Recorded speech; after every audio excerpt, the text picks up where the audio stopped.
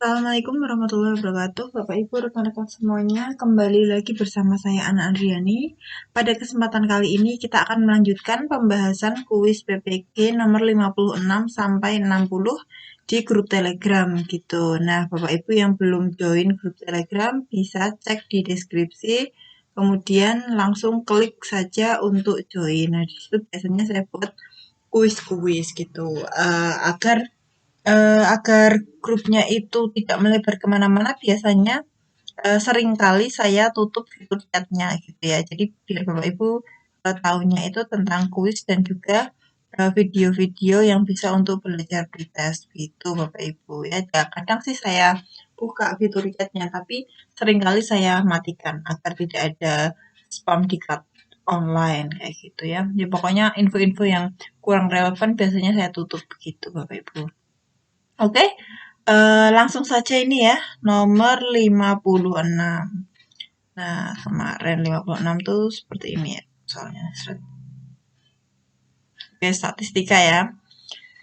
Suatu data mempunyai, ini saya geser sebentar. Bentar saya geser ke sebelah sini. Oke, yups. Sini ya.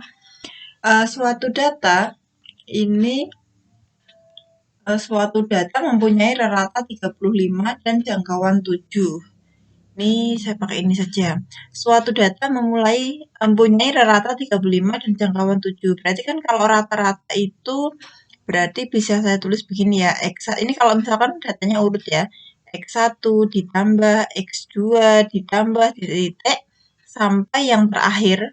Nah, X ke N. Nah, ini dibagi dengan N. Datanya kan N ya, kita nggak tahu ya. Dibagi dengan N, ini sama dengan 35 gitu. Dan jangkauannya 7. Jangkauan itu berarti apa? Jangkauan itu adalah X paling besar yaitu XN dikurangi X paling kecil yaitu X1 sama dengan 7 gitu ya. Ini kita simpan dulu. Jika semua nilai dalam data, nah ini misalkan biar beda saya beri warna beda ya. Jika semua nilai dalam data dikalikan P kemudian dikurangi Q, didapat data baru dengan rata 42. Oke, berarti setiap data dikali P, misalkan ini setiap data ya, setiap data dikalikan P, kemudian dikurangi dengan Q gitu ya. Jadi X1-nya dikalikan P dikurangi Q, X2 juga sama, dikali P dikurangi Q, berarti data pertama ditambah data kedua, berarti P kali X2 kurangi Q gitu ya, ditambah dan seterusnya sampai yang terakhir itu juga XN-nya juga, berarti P kali XN dikurangi Q. Nah, ini semuanya rata-ratanya adalah 42. Ini semua dibagi dengan N. Kan jumlah banyaknya data kan tetap ya, tidak berubah ya Bapak Ibu ya. Nah, ini sama dengan berapa? 42. Sama dengan 42 gitu. Didapat data baru dengan ratanya 42 dan jangkauan 9. Oke. Jangkauannya 9. Saya tulis di sini ya, jangkauan 9. Berarti ini data paling tinggi dikurangi data paling rendah sama dengan 9. Saya tulis di mana ya? Saya tulis di sini ya. Sini ya Bapak Ibu. Nggak kelihatan. Oke, saya tulis di sini pakai tinta, mungkin saya pakai tinta hijau ya, biar kelihatan. Oke, saya tulis di sebelah sini. Ini yang jangkauan 9. Artinya berarti kan ini yang data baru ya. Berarti PXN dikurangi Q, data paling besar dikurangi data paling kecil, PX1 dikurangi Q,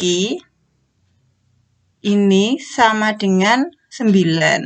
Nah, ini kan berarti PXN dikurangi Q, dikurangi PX1, ditambah Q, sama dengan 9. Q-nya habis ya.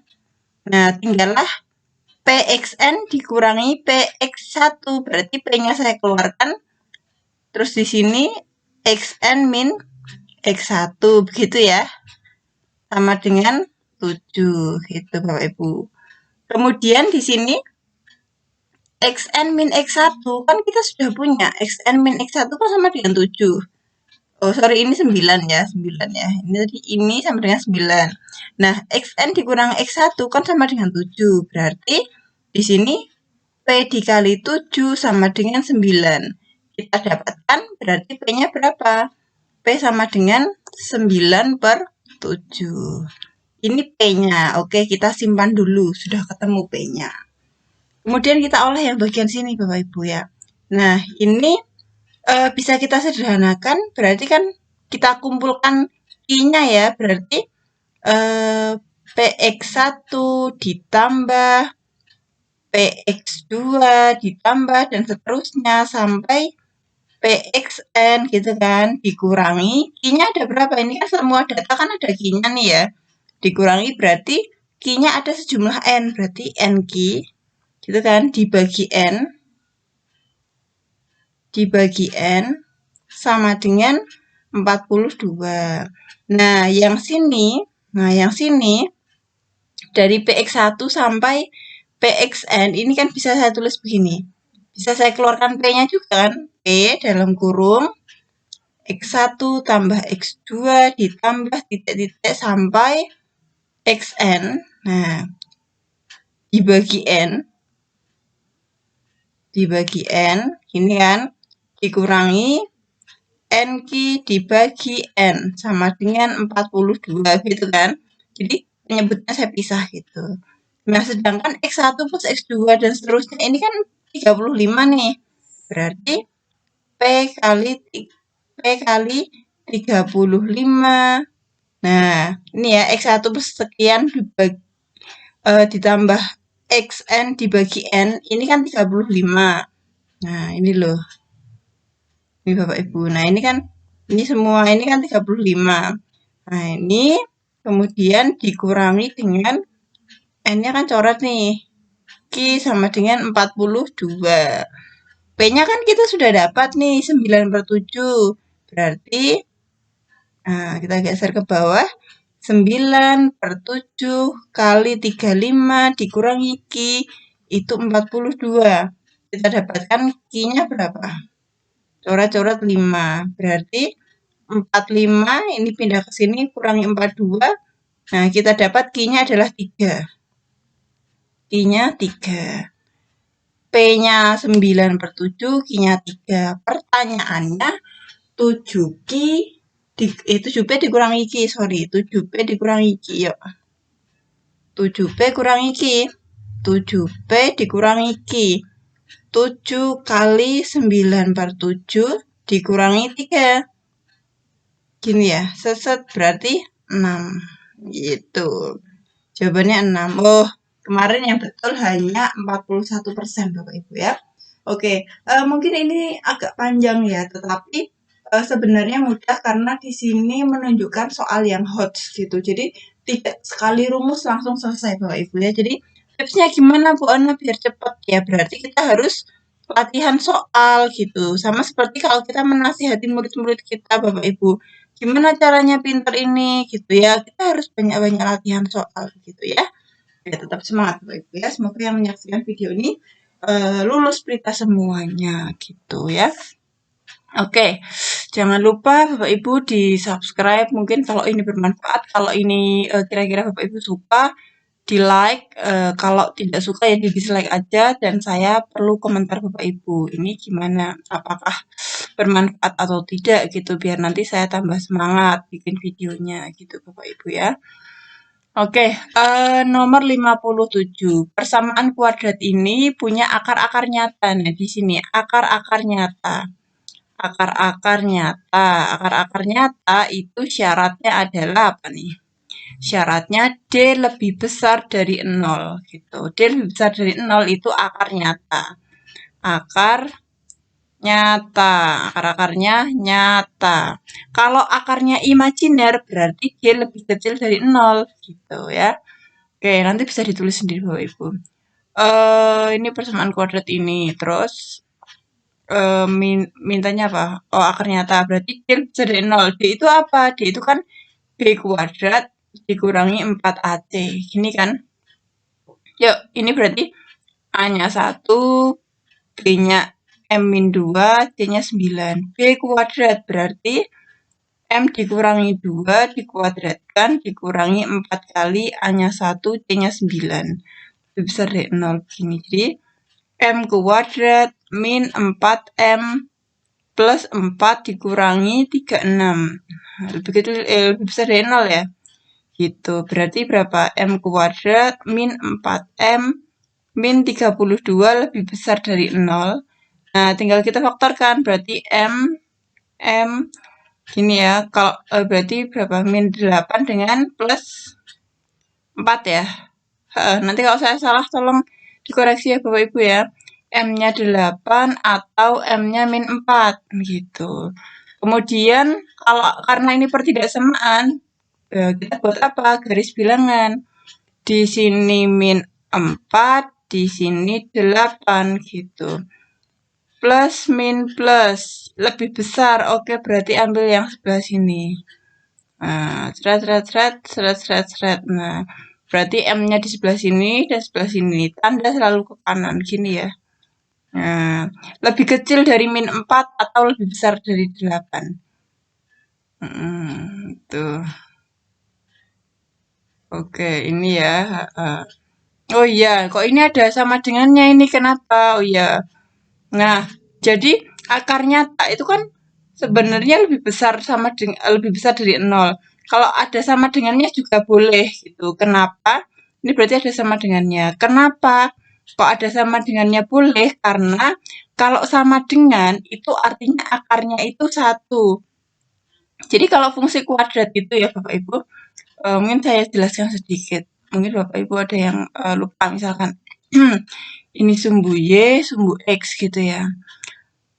Kalau begini, akar nyata ini berarti akarnya ada 2. Akarnya ada 2 ya. Ada X1, ada X2. Ini syaratnya adalah D lebih besar dari 0. Ini akarnya nyata, ada gitu, nyata ya. Nah, kalau ada kejadian ketika dia itu cuma menyentuh, dia adanya X1 sama dengan X2 atau akarnya kembar. Kapan ini? Ini kalau D-nya sama dengan 0 gitu. Jadi ketika dia di soal hanya bilang punya akar nyata gitu. Nah, berarti kan nyata itu ada ya, ada bisa 1, bisa 2 gitu. Maka karena dia akar nyata, berarti syaratnya ini lebih besar sama dengan 0 gitu ya. Seperti itu. Nah, untungnya di sini ada sama dengannya semua gitu ya. Gitu. Jadi kalau pertanyaannya akar nyata berarti lebih besar sama dengan 0. Kalau akarnya 1 saja atau tunggal, oh berarti lebih D sama dengan 0. Kalau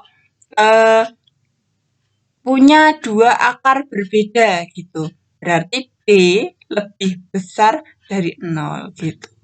Kalau pertanyaannya imajiner, akarnya imajiner, maka D lebih kecil dari 0 karena tidak menyentuh sumbu X gitu. Nah, di sini yang benar 48 saja Bapak Ibu ya. Nanti saya akan berikan soal yang setipe itu untuk berlatih ya insyaallah. Nah, sekarang nomor 58. Manakah di antara bilangan berikut yang paling besar? Oke, berarti kita harus ngapain? Ya, kita bandingkan semua gitu. Yang pertama, 2 pangkat 81. Ini kan bilangan pokoknya kan 2, 4, 4, 16, 8. Maka kita jadikan paling kecil aja, berarti 2 pangkat ya. 2 pangkat 81. Kemudian ini 4 pangkat 32. Kalau 4 pangkat 32 itu 4-nya kan 2 pangkat 2 ya. Kemudian dipangkatkan 32, berarti pangkatnya dikali. 2 pangkat 64. Kemudian 4 pangkat 4 dipangkatkan 10. Berarti 4-nya jadi 2 pangkat 2. Terus dipangkatkan 4, pangkatkan 10. Yuk, berarti pangkatnya dikalikan. Gitu. 2 kali 4, 8 kali 10, 80. 2 pangkat 80. Kemudian yang ini, 16 pangkat 18. Oke, 16 itu adalah 2 pangkat 4. Kemudian pangkatkan 18, berarti 2 pangkat 40 tambah 32 berarti 72. Oke. Sekarang yang ini berarti 8 pangkat 3 pangkat 2. 8 pangkat 3. 8 itu kan 2 pangkat 3. Dipangkatkan 3, dipangkatkan 2 lagi. Gini ya. Nah, berarti 2 pangkat 3 kali 3, 9. 9 kali 2, 18. Pertanyaannya yang mana yang paling besar ya? Tentu saja yang mana? Yang 2 pangkat 81, 2 pangkat 64, 2 pangkat 80, 2 pangkat 72, 2 pangkat 18. Tentu saja yang ini 2 pangkat 81 gitu. Dan ternyata Bapak Ibu yang benar hanya 56% gitu ya. Nah, hati-hati nih. Jadi ini juga bisa jadi gambaran Bapak Ibu ya kemampuan, oh wah ini Bapak Ibu guru yang sesama matematika nih ternyata kemampuannya di bidang ini seperti ini ya, seperti itu kan bisa jadi gambaran juga gitu ya Bapak Ibu. Lanjut, nih soal 59. Inverse dari pernyataan jika hujan turun maka jalan di depan sekolah becek. Ini kan polanya begini ya, jika P maka Q gitu. Nah ini, oke, ini inverse-nya apa gitu. Nah inverse-nya ini, inverse saya tulis di mana ya, di sinilah.